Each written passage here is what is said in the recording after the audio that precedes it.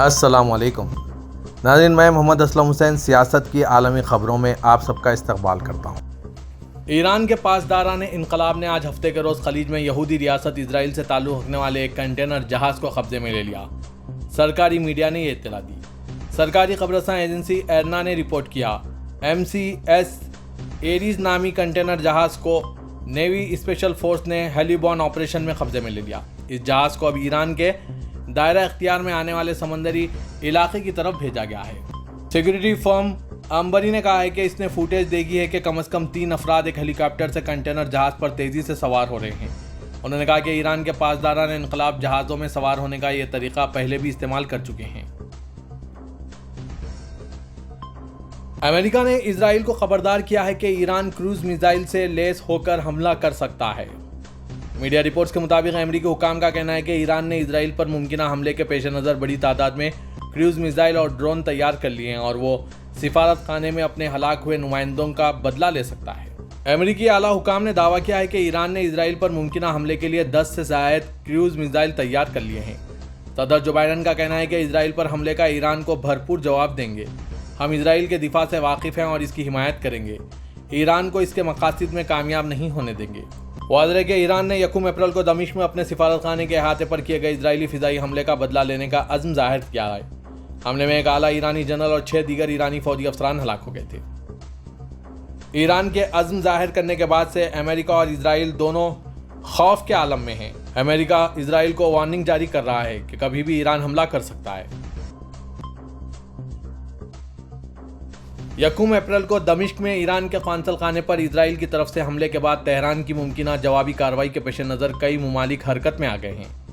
القدس میں امریکی سفارت خانے نے سفری وارننگ جاری کرتے ہوئے ملازمین اور ان کے اہل خانہ سے کہا ہے کہ وہ مرکزی علاقوں سے باہر نہ نکلیں۔ برطانیہ نے اپنے شہریوں کو اسرائیل کے شمال میں سفر نہ کرنے کا مشورہ دیا۔ وزارت خارجہ کی جانب سے جاری کردہ بیان میں لبنان اور شام کی سرحد غازہ کی پٹی کے ارد گرد کے علاقوں اور مقبوضہ فلسطینی مغربی کنارے اور غازہ کا سفر نہ کرنے کا مشورہ بھی شامل ہے۔ فرانس نے بھی اپنے شہریوں کو خبردار کرتے ہوئے کہا کہ وہ ایران، لبنان، اسرائیل اور فلسطینی علاقوں میں جانے سے سختی سے گریز کریں۔ ایران کے دارالحکومت تہران میں سفارتکاروں اور ان کے اہل خانہ کی واپسی شروع کرنے اور ایران میں سرکاری تفویض بند کرنے کی ہدایت دی گئی۔ جرمن وزارت خارجہ نے اپنے شہریوں کو خبردار کیا ہے کہ وہ ایران، اسرائیل اور فلسطین کا سفر نہ کریں۔ انہوں نے ایران میں اپنے شہریوں سے ملک چھوڑنے کی درخواست کی۔ جرمن ایئر لائن لوفتھانسا نے، جس نے سیکورٹی وجوہات کی بنا پر ایران کے دارالحکومت تہران کے لیے اپنی پروازیں روکنے کا فیصلہ کیا تھا، اس نے فیصلے میں 18 اپریل تک توسیع کرنے کا اعلان کیا۔ قطر، بحرین، سعودی عرب اور متحدہ عرب امارات نے اپنے شہریوں سے کہا ہے کہ وہ فوری طور پر اسرائیل اور مغربی کنارے سے نکل جائیں۔ ہندوستان نے بھی اپنے شہریوں کو ایران اور اسرائیل کا سفر نہ کرنے کا مشورہ دیا ہے۔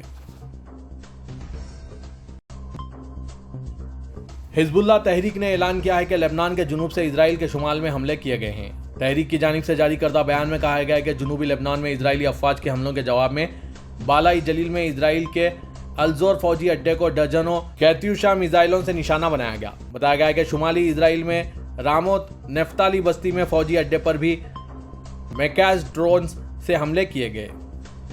اسرائیلی فوج نے اپنے بیان میں کہا ہے کہ لبنان سے اسرائیل کے شمال میں 40 میزائل داغے گئے اور ان میں سے کچھ آئرن ڈوم سسٹم کی زد میں آئے اور باقی خالی اراضی میں جا گرے۔ اس دوران کوئی جانی نقصان کی اطلاع نہیں ہے۔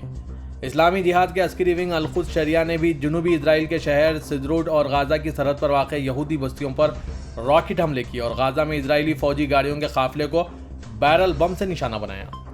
بیان میں کہا گیا کہ اسرائیلی فوج نے لبنان کے جنوب میں پہاڑی علاقوں میں بھی جنگی طیاروں سے حملہ کیا۔ اسرائیلی فوج نے اپنے بیان میں دعویٰ کیا ہے کہ ریحان پہاڑی علاقے میں کیے گئے حملے میں حزب اللہ کے اہداف کو نشانہ بنایا گیا۔ حزب اللہ نے جانی یا مالی نقصان کے بارے میں کوئی بیان نہیں دیا۔ واضح ہے کہ اسرائیل، حماس، لبنان چاروں طرف سے جنگ جاری ہے۔ اسرائیل حماس تنازع کے آغاز کے بعد سے غازہ پٹی میں جاری اسرائیلی حملوں کی وجہ سے شہید ہونے والے فلسطینیوں کی تعداد 33,634 اور زخمیوں کی تعداد 76,214 ہو گئی ہے۔ وزارت صحت کے مطابق گزشتہ 24 گھنٹوں کے دوران اسرائیلی فوج کی کارروائی میں 89 فلسطینیوں کی موت اور دیگر 120 زخمی ہو گئے۔ کچھ متاثرین کی لاشیں ملبے میں دبی اور گلیوں میں بکھری پڑی رہی کیونکہ اسرائیلی فورسز نے ایمبولنس اور شہری دفاع کی ٹیموں کو ان تک پہنچنے سے روک دیا۔ ذرائع فلسطینی طبی ذرائع نے بتایا کہ مغربی کنارے میں اسرائیلی فوج اور شہریوں کے ساتھ جھڑپوں میں کم از کم 3 فلسطینی مارے گئے۔ حماس نے تصدیق کی ہے کہ ہلاک ہونے والوں میں سے ایک تحریک کا مقامی کمانڈر تھا۔ سوشل میڈیا پر فلسطین کے علاقے غازہ کی پٹی کے سرحدی شہر رافع میں مصری سرحد کے قریب ایک مصری افسر کی غازہ کے باشندوں کے لیے جاری کردہ ویڈیو پیغام پر بڑے پیمانے پر رد عمل سامنے آ رہے ہیں۔ ویڈیو میں دیکھا گیا ہے کہ کئی بچے ایک مصری فوجی افسر کے پاس جمع ہوتے ہیں، جہاں افسر نے زور دے کر انہیں کہا کہ مصر کبھی بھی کسی ضرورت میں فلسطین کے خلاف نہیں کھڑا ہوا اور ہمیشہ ہماری فلسطینی بہنوں کے ساتھ ہر طرح کی بھلائی کے لیے تیار رہے گا۔ دوسری طرف متعدد نوجوان فلسطینیوں نے جواب میں مصر زندہ باد کا نعرہ لگایا، پھر ان میں سے ایک نے افسر کو سلام کرنے کے لیے ہاتھ بڑھایا۔ یہ ویڈیو سوشل میڈیا پر بڑے پیمانے پر گردش کر رہی ہے۔ سوشل میڈیا پر اس مصری افسر کے الفاظ کو سراہا جا رہا ہے۔ مصر کے ایک سرکاری ذرائع نے کہا ہے کہ شمالی غزہ واپس آنے والوں کی تلاشی لینے کی تجویز کی تردید کی ہے۔ انہوں نے اس بات پر بھی زور دیا کہ غزہ کی پٹی میں جلد از جلد جنگ بندی تک پہنچنے کے لیے تمام فریقین کے درمیان جنگ بندی کے مذاکرات جاری ہیں۔ آسٹریلیا کے شہر سڈنی کے ایک شاپنگ مال میں حملے کا واقعہ پیش آیا۔ ابتدائی معلومات کے مطابق 6 افراد ہلاک ہو گئے۔ نیو ساؤتھ ویلز ایمبولینس سے متعلقہ افسران نے بتایا کہ بہت سے لوگ زخمی بھی ہوئے ہیں، جن میں ایک 9 ماہ کا بچہ بھی شامل ہے۔ پولیس افسر اینتھونی کک نے بتایا کہ حملے کے نتیجے میں 6 افراد اپنی جانوں سے ہاتھ دھو بیٹھے ہیں اور متعدد زخمیوں کو اسپتال میں زیر علاج لیا گیا ہے۔ ان کے مطابق زخمیوں میں سے کچھ کی حالت تشویشناک ہے، یہ بتاتے ہوئے کہ ابتدائی تفتیش سے پتہ چلا ہے کہ حملہ آور نے یہ کارروائی واحدانہ طور پر کی اور حملہ آور کے مرنے کی وجہ سے اب کوئی خطرہ نہیں ہے۔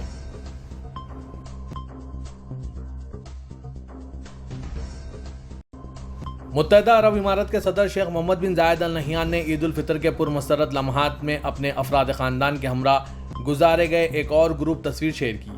عرب میڈیا کے مطابق متحدہ عرب امارات کے صدر شیخ محمد بن زاید ال نہیان نے عید الفطر کی مبارک یاد دیتے ہوئے social media platform Instagram پر فیملی کے ہمراہ تصویر شیئر کی۔ شیخ محمد بن زاید ال نہیان تصویر کے ساتھ ایک تحریری پیغام بھی لکھا کہ عید پر گھر والوں کے ساتھ بیٹھ کر ایک خاص خوشی ہوتی ہے۔ میں اللہ تعالیٰ سے دعا کرتا ہوں کہ وہ آپ کی حفاظت فرمائیں اور آپ کے تمام ایام خوشیوں اور مسرتوں سے بھرپور بنائیں۔ اماراتی صدر نے مزید لکھا کہ عید کا یہ مسرت دن اللہ کی ایک نعمت اور خوشیاں منانے اور اس سے لطف اندوز ہونے کا بہترین موقع ہے۔ فیملی، دوستوں اور اپنے پیاروں کے ساتھ قیمتی وقت گزارنے والوں کے لیے نیک تمناؤں کا اظہار کرتا ہوں۔ سعودی عرب کی جانب سے امدادی سامان لے کر 46واں طیارہ آج ہفتے کو مصر کے العریش ایئرپورٹ پہنچ گیا۔ سرکاری خبررساں ادارے ایس پی اے کے مطابق شاہ سلمان مرکز برائے امداد و انسانی خدمات کے تحت وزارت دفاع کے تعاون سے غزہ کے متاثرین کے لیے بھیجے گئے طیارے میں خوراک، شیلٹرز کا سامان موجود ہیں۔ یہ امداد سعودی عرب کے انسانی کردار کے فریم ورک کے تحت آتی ہے، جس کا مقصد مختلف بحرانوں اور مصائب برادر فلسطینی عوام کے ساتھ کھڑے رہنا ہے۔ یاد رہے کہ شاہ سلمان مرکز غزہ پٹی کے متاثرین کی مدد کے لیے فضائی اور بحری پل قائم کیے ہوئے ہیں۔ اب تک 46 طیاروں کے ذریعے امدادی سامان پہنچا جا چکا ہے، جبکہ 5 بحری جہاز بھیجے گئے ہیں۔ سعودی عرب نے 20 ایمبولینسز بھی بھیجے ہیں، جبکہ غزہ کے فلسطینی متاثرین کی مدد کے لیے عطیات مہم بھی چلائی جا رہی ہے۔ کنگ سلمان سینٹر نے گزشتہ روز سوڈان اور لبنان میں غذائی مواد کی تقسیم کی ہے۔ سبق ویب سائٹ کے مطابق کنگ سلمان سینٹر کی انتظامیہ نے کہا ہے کہ غذائی سامان کی تقسیم برادر ملکوں میں ضرورت مندوں کی مدد کے لیے سعودی عرب کی کوششوں کا ایک حصہ ہے۔ انتظامیہ نے کہا ہے کہ سوڈان کے پورٹ سوڈان شہر میں 724 غذائی پیکٹ تقسیم کیے گئے۔ تقسیم کیے جانے والا سامان 3760 افراد کے لیے کافی ہے، جس میں خشک راشن سمیت دودھ کے ڈبے بھی موجود ہیں۔ انتظامیہ نے بتایا کہ دوسری طرف لبنان کے عقار کمشنری میں شامی اور فلسطینی خاندانوں میں روٹی کی 1,50,000 تھیلیاں تقسیم کی گئی ہے۔ سعودی عرب میں سوشل میڈیا پر ایک ویڈیو صارفین میں بے پناہ مقبولیت حاصل کر رہا ہے، جس میں دیکھا گیا ہے کہ عید کے دن ایک شخص نے مہمانوں کو حیران کرنے کے لیے گھر کے باہر ڈسٹرب نہ کریں کا پرچہ لگایا ہوا ہے۔ المرشد نیوز کے مطابق ویڈیو میں دیکھا گیا ہے کہ ایک شخص نے عید کے دن گھر کی ڈور بیل پر پرچہ چسپاں کیا ہے، جس پر تحریر ہے کہ براہ کرم گھنٹی نہ بجائیں، گھر میں سب لوگ سو رہے ہیں، مغرب کے بعد بیدار ہوں گے، آپ سب کو عید مبارک ہو۔ سعودی عرب میں چاند رات جاگ کر گزارنے اور نماز عید کے بعد ناشتہ کر کے سونے کا رواج عام ہے۔ وائرل ہو رہے ویڈیو کلپ پر سوشل میڈیا صارفین کی جانب سے مختلف نوعیت کے تبصرے بھی کیے جا رہے ہیں۔ ایک صارف کا کہنا ہے کہ ہمارے یہاں عید کے دن ملاقاتوں کے بعد شام تک سونے میں ہی گزرتا ہے۔ ایک اور صارف کا کہنا تھا کہ کچھ یہی حال ہمارا بھی ہے اور شام سے رات تک ذائقوں کا سفر رہتا ہے۔ ایک صارف نے کہا کہ اگر مجھے سے ملاقات کے لیے کوئی آیا اور نہ ملا تو شرمندہ ہوں۔ ویٹیکن کے صدر پوپ فرانسس نے عالمی امن کے لیے صدر ترکی رجب طیب اردوغان کا شکریہ ادا کیا۔ اٹلی اور ویٹیکن میں اپنے رابطوں کے لیے روم کا دورہ کرنے محکمہ مذہبی امور کے صدر پروفیسر ڈاکٹر علی ایرباش نے آج ویٹیکن میں پوپ فرانسس سے ملاقات کی۔ پوپ سے ملاقات کے بعد انہوں نے ترکیہ کے ویٹیکن سفارت خانے میں پریس کو ایک بیان دیا۔ ارباز نے کہا کہ پوپ کے ساتھ ان کی بات چیت فلسطین اور غزہ کے واقعات کا مرکز تھے اور انہوں نے اس معاملے پر صدر اردغان کا ایک خط کیتھولک کے روحانی پیشوا کو پیش کیا۔ انہوں نے بتایا کہ ملاقات کے دوران فلسطین میں اسرائیل کے قتل عام اور انسانیت کے خلاف جرائم پر تبادلہ خیال کیا گیا۔ ہمیں ایک ایسی صورتحال کا سامنا ہے جہاں امن اور بقائے باہمی کی علامت القدس اسرائیلی جبر کی زد میں ہے، جہاں ہر ایک بشمول مسلمان اور عیسائی بچے معصوم مساجد اور گرجا گھروں کو جلایا جا رہا ہے اور تباہ کیا جا رہا ہے، جن میں بچے، بوڑھے، بیمار اور عورتیں شامل ہیں۔ ہم نے اس صورتحال کو ختم کرنے، فلسطین غزہ کی طرف سے زیادہ دنیا کی توجہ مبذول کرنے اور اسرائیلی جبر کو روکنے کے لیے مل کر کام کرنے کی ضرورت کا اظہار کیا ہے۔ پوپ فرانسس نے زور دے کر کہا کہ ہمارے صدر ان چند رہنماؤں میں سے ہیں جو عالمی امن کے لیے سخت جدوجہد کرتے ہیں اور یہ اس طاقت کا مالک ہیں۔ اس بنا پر انہوں نے ہم سے ذاتی طور پر اپنا سلام پہنچانے کو کہا اور ان کی کاوشوں کا دلی شکریہ ادا کیا۔ صدر ترکی رجب طیب اردغان نے کہا ہے کہ دنیا کو مزید غزہ میں بین الاقوامی قوانین کی خلاف ورزی کی اجازت نہیں دینی چاہیے۔ ایوان صدر کے محکمہ اطلاعات کی جانب سے جاری کردہ بیان میں کہا گیا ہے کہ صدر ترکی اردغان نے ویٹیکن کے صدر پوپ فرانسس کو فلسطین کے حوالے سے خط بھیجا ہے۔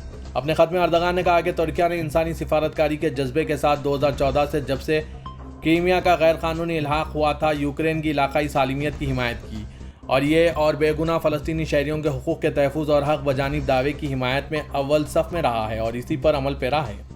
انہوں نے زور دیا کہ 7 اکتوبر 2023 سے تقریباً 45,000 ٹن انسانی امداد کے ساتھ ترکیہ غزہ کو سب سے زیادہ امداد فراہم کرنے والا دوسرا ملک ہے۔